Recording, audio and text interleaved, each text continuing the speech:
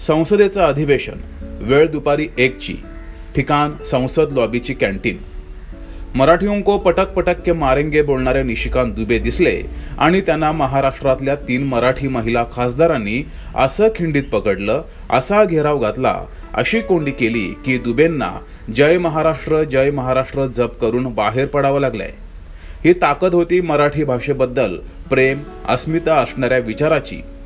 पण इथे एक प्रश्न उपस्थित होतो, मराठी भाषेबद्दल प्रेम, अभिमान 3च खासदारांना आहे का?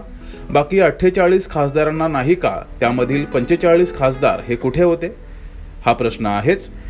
बरं, यात राजकारण अजिबात नाही का? तर तसंही नाहीये. राजकारण आहेच. निशिकांत दुबे हे भाजपाचे खासदार आहेत, त्यामुळं काँग्रेसच्या या 3 महिला खासदार आक्रमक झाल्या. याचं उत्तर हो आहे का? तर हो. पण तरी हिंमत दाखवली हेही थोडके नसेल. समोर काँग्रेसचा खासदार असताना या 3 महिला खासदारांनी तशी हिंमत दाखवली असती तर बातच काही निराळी असती.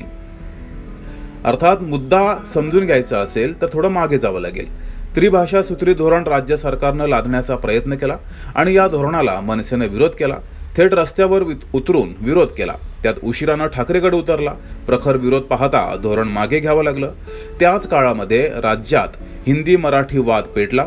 काही परप्रांतीयांनी मराठीला विरोध केला. मग मनसेला विषय मिळाला.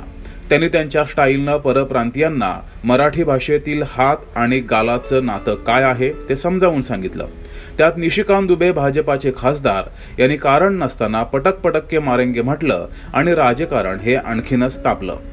मराठी भाषेबद्दल अभिमान, अस्मिता, प्रेम, आस्था, आपुलकी असं बोलणारे अनेक, मात्र दुसरीकडे न बोलता कृतीतून अभिमान, अस्मिता दाखवणाऱ्या राजकारणी पण आहेत आणि त्यांची चर्चा अधिक होत नाही. हे दुर्दैव आहे.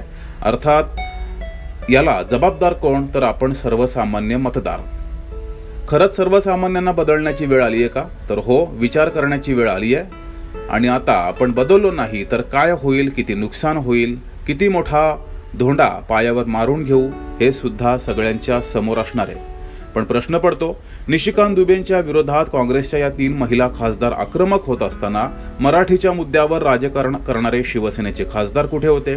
ठाकरे गटाचे खासदार कुठे होते? राष्ट्रवादीचे, काँग्रेसचे इतर खासदार कुठे होते? भाजपाचे खासदार सुद्धा कुठे होते? हे सर्व राजकारणी नेहमी बोलतात ना, महाराष्ट्र, मराठी आधी, नंतर आमचं राजकारण. पण मग कुठे होते बाकी खासदार? हा प्रश्न बाकीच राहतोय. संसद भवनामध्ये हाणामारी करायची का? जशी विधानसभेच्या प्रांगणात झाली तशी? तर अजिबात नाही.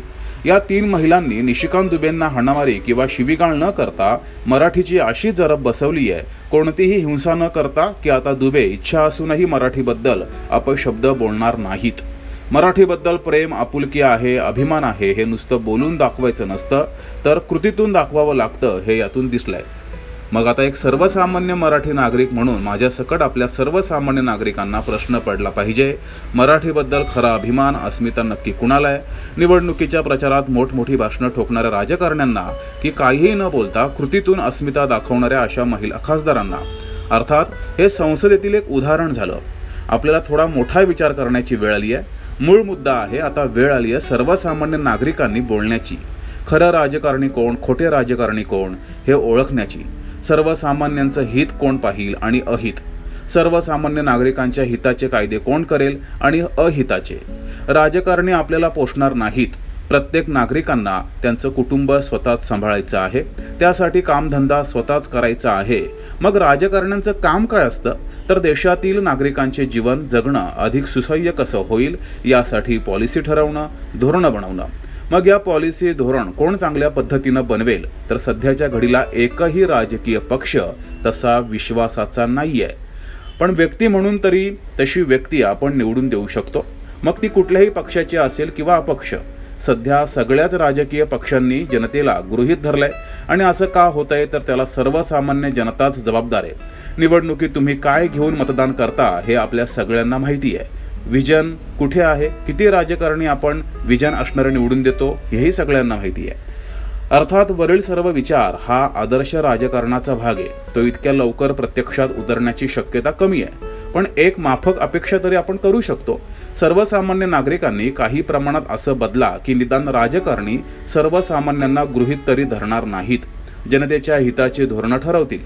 नाहीतर आहेच, प्रत्येक निवडणुकीमध्ये काहीतरी घेऊन मतदान करा किंवा एखादी लोकप्रिय लाडक्या बहिणीसारखी योजना आणायची, मतदान मिळवायचं, मग राज्याच्या तिजोरीचं काय झालंय हे आपल्या सगळ्यांना ठाऊक आहे.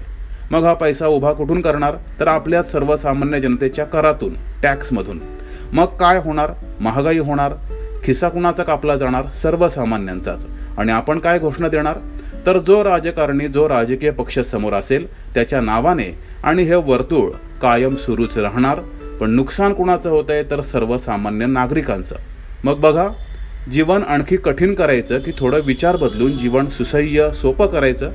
राजकारणी काय बदलणार नाहीयेत, बदलायचं आहे आपल्यालाच, सर्वसामान्य नागरिकांना. बघा जमतंय का? असेच व्हिडिओ बघण्यासाठी बघत राहा डी द डिस्कवर.